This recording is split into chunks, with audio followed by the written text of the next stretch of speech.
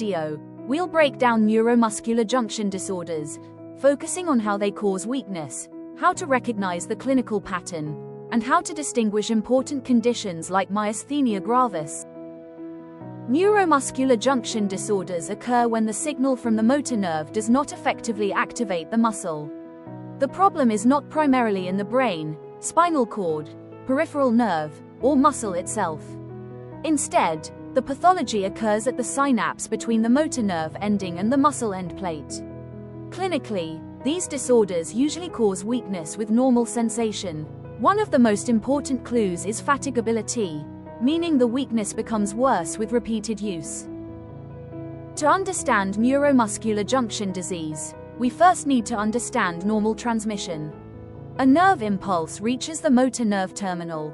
This causes calcium to enter the nerve ending, which triggers acetylcholine vesicles to release acetylcholine into the synaptic cleft.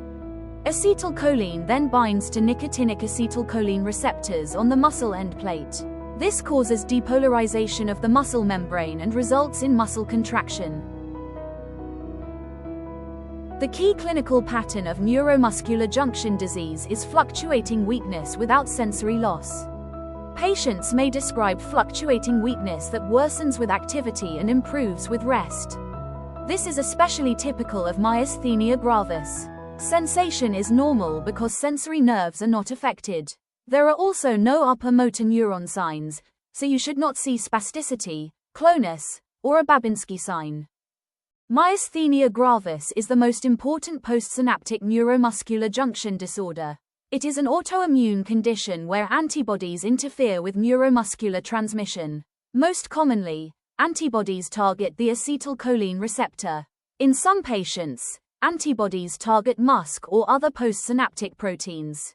Because there are fewer functioning receptors, the muscle response becomes weaker.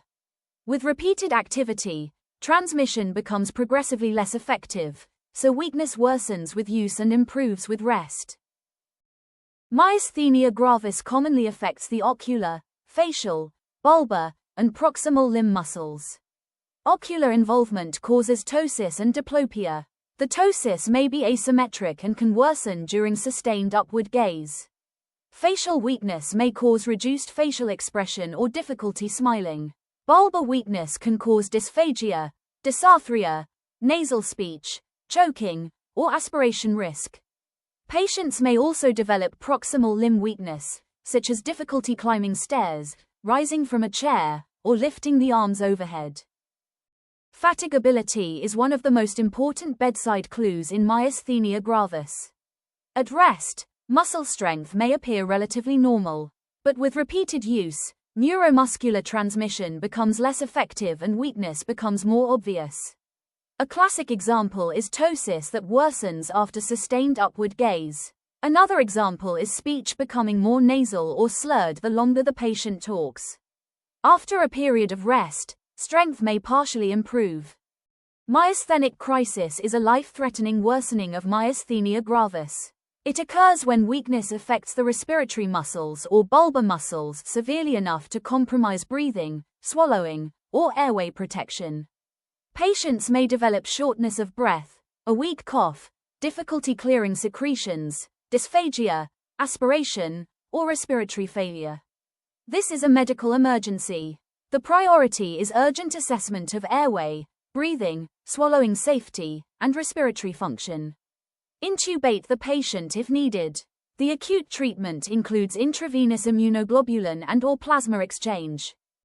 Treatment of myasthenia gravis depends on the severity of symptoms and the clinical setting. For symptomatic relief, pyridostigmine can be used. Immunosuppressive used in myasthenia includes steroids such as prednisone and steroid-sparing agents such as azathioprine or mycophenolate mofetil. In severe myasthenia gravis, especially myasthenic crisis, rapid rescue treatment is required. Intravenous immunoglobulin or plasma exchange can be used to quickly improve neuromuscular transmission. Thymectomy is considered in selected patients, especially those with thymoma, and in some patients with acetylcholine receptor antibody-positive generalized myasthenia gravis. Supportive care is also essential. Always monitor breathing, swallowing, aspiration risk, and avoid medications or triggers that can worsen myasthenia gravis. There are many medications that can exacerbate myasthenia gravis. These include but are not limited to fluoroquinolones, aminoglycosides, botulinum toxin and magnesium. That brings us to the end of this overview of neuromuscular junction disorders. The key message is that these disorders cause weakness without sensory loss, often with fatigability. Thank you for watching.